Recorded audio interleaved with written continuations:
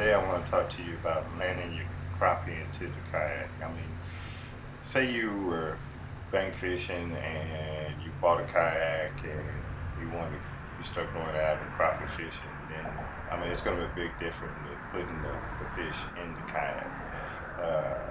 Also, if you say you came from a boat to a kayak, it's going to be a big learning curve putting the fish into the kayak because the boat is a bigger target, you know.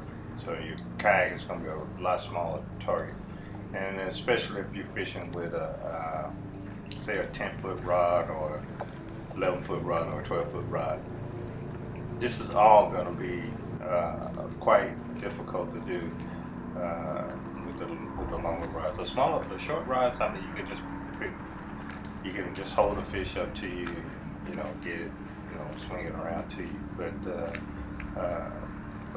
the longer rods, it's not going to be that easy. And typically, I don't fish with the short rods. I usually use the longer rods because whatever I'm fishing, I just don't want to I don't like really getting that close to it. I like to be away from it and be back off of it.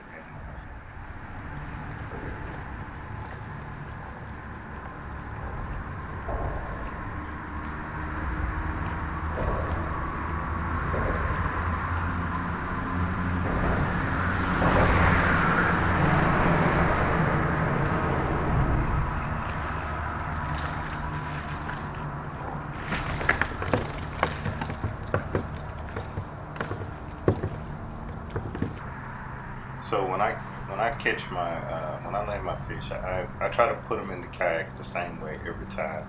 And what I found is once I got used to doing that, then it made it a lot easier for me to to catch fish and not worry about losing it. So what I like to do is when I bring my fish in, I like to drop them right at my feet, right in front of my feet. Or right at my feet, so that that's my target spot that I like to hit every time I set the fish. If I catch a real small one, then I'm gonna just swing them over to me because I don't care if they fall off. I mean, 5-inch fish, if it falls back into the lake, that's fine.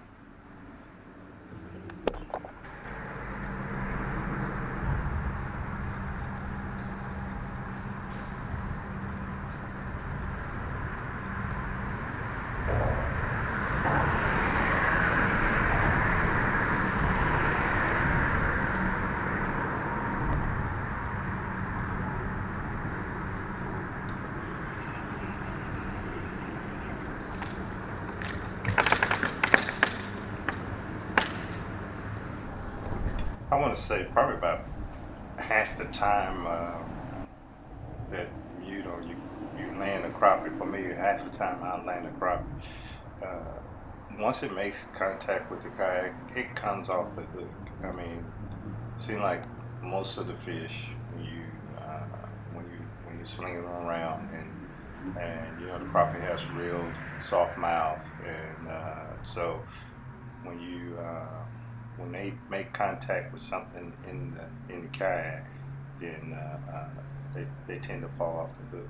So that's another reason why I try to do it the same way every time. And it's more like a little flipping thing that I do. I just flip the fish into the kayak. But you'll see most of the time, for crappie, as soon as they make contact with something, their bodies make contact with something, they fall off the hook. So if you slinging them in and they land they bounce off the side of the boat, I mean, there's a good chance you're gonna lose that fish.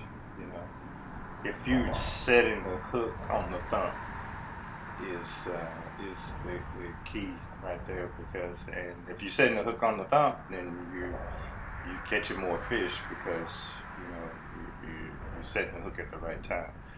But at the same time, you're setting the hook on the thumb, and you just a lot of times you just barely have the fish hooked.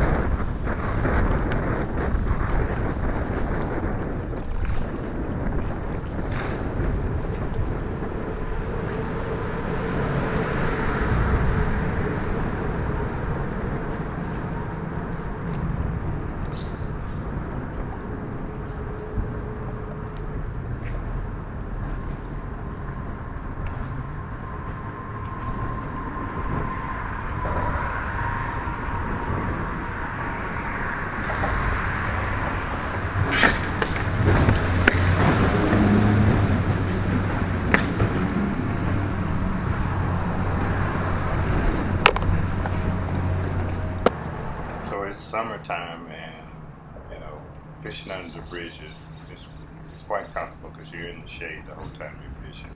So that's why I'm doing it. And I mean, the quality of fish here not that great underneath the bridge. I mean, because everybody knows that the crappie under the bridge. So you have to protect yourself. I make the assumption that people cannot see me when I'm fishing under the bridge. So I stay close to the pylon, and then when I'm crossing from one pylon to the next pylon, then I'm basically I look both ways and make sure that somebody's not coming in the area, and and I scoot right over to the next pylon. So I mean you have to assume that the people cannot see you, and then just stay tight to the pylon.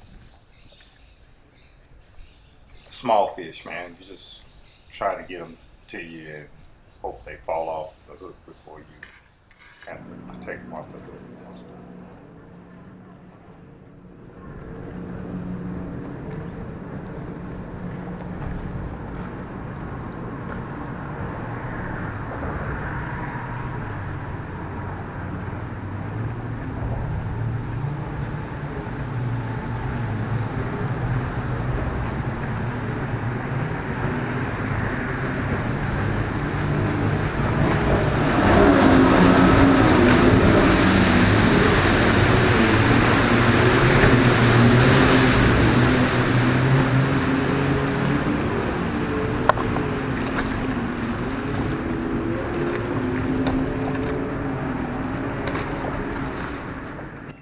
Like I said, try to put that fish in the kayak the same way, and you won't lose as many fish. I mean, you can net them, and I find netting to be kind of, it slows down your fishing net, and every single fish, but just work on trying to put them in kayak the same way, and I promise you, you'll get really good at it, and you'll land more fish.